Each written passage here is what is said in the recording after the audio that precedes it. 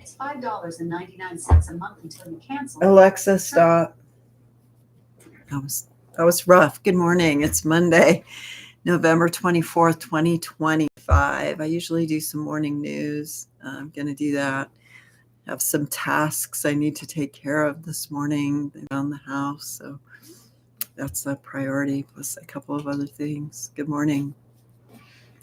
This is my Wyoming news brief. So from WyoFile, I noticed this myself as well. ACA premiums are spiking. Wyoming leads the nation with some residents facing jumps over 400%. I've said it before, I'll say it again. We don't need affordable health care or health insurance. We need affordable health care. And raising our insurance premiums just means the rich are getting richer. I really don't need insurance companies to get any richer. It'd be better just to have all-around health care. In Cheyenne, a city council seat filled under fire. There were some problems with who was going to get the city council seat. And Laramie is debating stormwater fees. Governor Gordon's $11.1 billion budget promises pay raises, wildfire response, and a veterans home renovation. I love that. I love that Governor Gordon put in an $11.1 billion budget. What are the legislators going to do with that? Okay, from Cowboy State Daily, Josh Allen returned to Laramie from the Buffalo Bills. His pride pulling huge crowds at the University of Wyoming. Welcome home, Josh, and good luck this year. Near Casper, the Wild Horse Basin Ranch sale, a 92,000-acre ranch, hits the market for $45 million. You got $45 million, you can own a Wild Horse Basin Ranch, 92,000 acres, and it's close to Casper. So that's convenient. Casper is convenient, although I did hear that one of the airlines, I think, closed, but someone else will come in. All right, rare earth mine scrutiny. Ramaco's Brook mine faces sharp criticism from geologists and short sellers. They're saying they're not finding the amount of rare earth minerals that they originally had professed to. Horses across the state may be at risk after equine herpes virus cases in Colorado. So watch your horses, folks. Get them vaccinated. If there is a vaccine, I have no idea. Legislators push to limit residential property taxes, and the constitutional amendment is required. Yeah, no property taxes in Wyoming. How are we going to pay for roads and water infrastructure? Whole nother topic. And in Washington, D.C., former Vice President Dick Cheney is remembered with strong Wyoming themes. Yeah, Wyoming and his cowboy nature and all of that came up several times in his memorial and funeral service. Let's see. Latest Trump social media activity as of mid-November 2025. Donald Trump has been posting extensively on Truth Social about the release of the Jeffrey Epstein files, attacking Democratic lawmakers and making inflammatory claims about immigration and national security. So Epstein files bill, Trump announced he signed legislation requiring release of the Jeffrey Epstein files, claiming Democrats will be exposed by the disclosures. What if I don't affiliate as either a Republican or a Democrat? Like I'm neither one. He framed the files as a Democratic hoax that will backfire on his opponents. Okay, there's a thing. This is a viral claim. It's controversial. A screenshot circulated online alleging Trump wrote 14 is old enough to make your own decisions in reference to Epstein victims. Apparently, fact checkers like Snopes and Mia confirmed this was not an authentic Trump post, but a fabricated viral image. So is it true? Is it not true? I don't know. It doesn't seem like something he would say. Yes. Accusations of sedition. On November 20th, Trump accused 6 Democratic lawmakers of seditious behavior punishable by death after they released a video urging troops to resist illegal orders.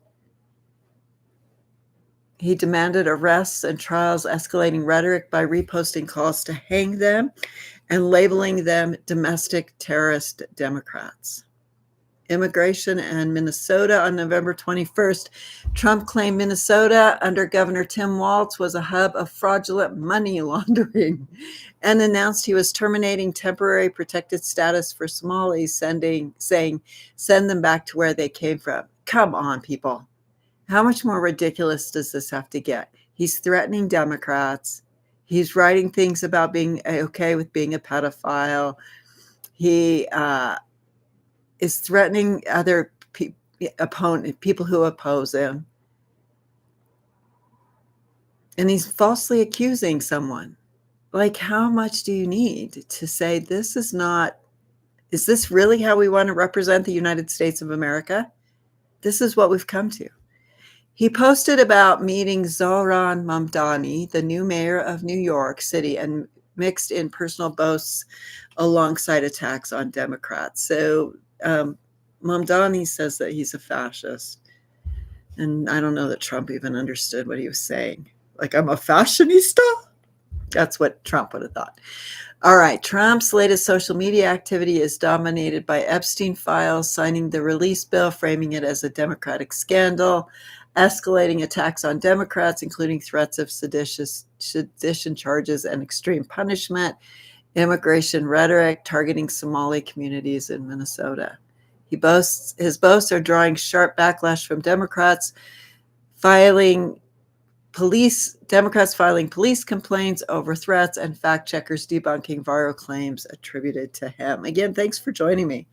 Flight suspensions and isolation. All right, multiple international airlines, including Iberia, Avianca, TAP Air Portugal, LATAM, LATAM, GOI, and the Caribbean Airlines have suspended flights to Caracas after the U.S. Federal Aviation Administration warned of potentially hazardous conditions in Venezuelan airspace. This leaves Venezuela increasingly cut off from global travel, deepening its economic and political isolation. U.S.-Venezuela standoff. The U.S. has classified Venezuela's Cartel de los Soles as a foreign terrorist organization, expanding military options in the region. Trump's administration is reportedly preparing a new phase of operations, including psychological tactics such as dropping leaflets over Caracas. Since September, U.S. military strikes on alleged drug boats in the Caribbean have killed at least 83 people, raising questions about legality and escalation. A naval buildup in the Caribbean continues while Maduro mobilizes the Bolivarian armed forces and armed civilian groups. That's all South America, for anyone who may not know their geography. That's all happening in South America. And not, my thoughts are going in like 4 or 5 different directions about this escalation in Venezuela and what started it in the first place. We want to have peace negotiations in Ukraine and Russia, and yet we're escalating war in Venezuela. That seems contradictory to me. That seems to defeat the purpose. Russia has deployed several hundred soldiers and at least one general to Venezuela in the advisory roles, signaling direct support for Maduro's government. This deepens the geopolitical stakes, with Venezuela leaning on allies to counter U.S. pressure. I'm nervous. And the U.S. public opinion. Polls show most Americans oppose military action in Venezuela, with 3 in 4 saying Trump would need congressional approval before any further intervention. Any further action, he needs congressional approval. Let's see if that happens. While the administration frames Venezuela as a terrorist network tied to narcotics, the public sees it as a minor threat compared to domestic issues like inflation. Takeaway: airlines pulling out. Venezuela is more isolated. U.S. escalation, military buildup, terrorist designation, psychological warfare. Russia's involvement, internationalizing the crisis.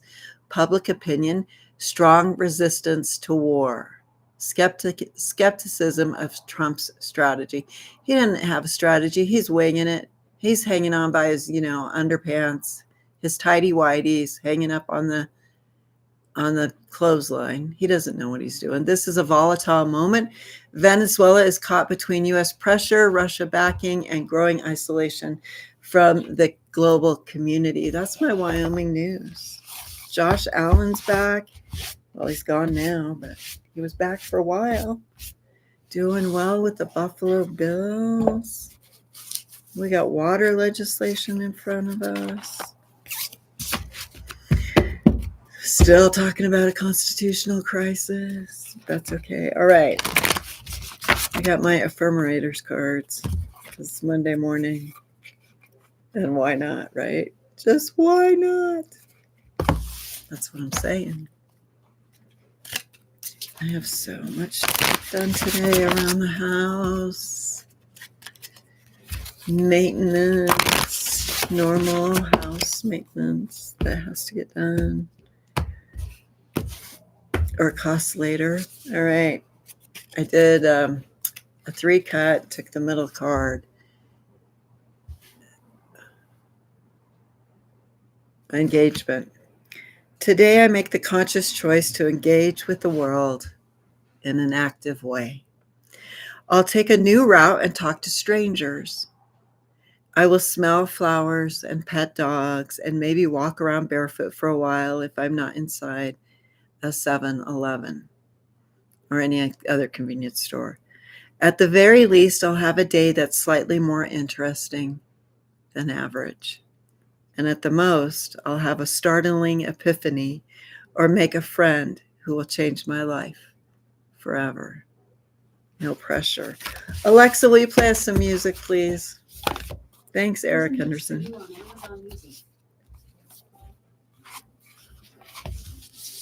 Engaged. Engaged.